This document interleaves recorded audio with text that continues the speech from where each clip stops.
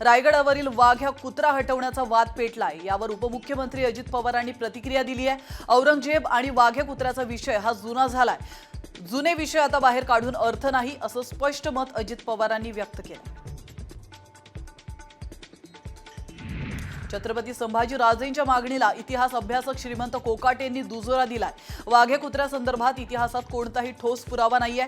राम गणेश गडकरींच्या डोक्यातून ही कल्पना आली असा दावा श्रीमंत कोकाटे यांनी केला। वाघ्याची समाधी पाडण्याच्या संभाजी राजेंच्या मागणीला आमदार विजय वडेट्टीवार आणि आमदार रोहित पवारांनी दुजोरा दिलाय। कॉमस्कोर नुसार आता isakal.com आहे देशातील नंबर 1 ची मराठी न्यूज वेबसाईट। प्रत्येक अपडेटसाठी isakal.com ला नक्की भेट द्या।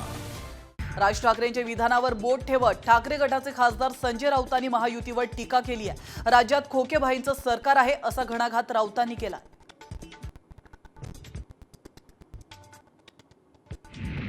शिंदे सेनेचे नेते आणि पाणी पुरवठा मंत्री गुलाबराव पाटील यांनी राज ठाकरेंवर टीकास्त्र सोडलंय। त्यांच्या केवळ सभांना गर्दी असते, एक आमदार निवडून आणू शकत नाही अशा शब्दात त्यांनी निशाणा साधलाय। ज्यांना निवडून देत नाही ते विधान करतात अशी प्रतिक्रिया मंत्री आशिष शेलार यांनी दिली आहे। त्याचप्रमाणे राज ठाकरे कधी निवडून आले का असा सवाल उपमुख्यमंत्री अजित पवार यांनी उपस्थित केला।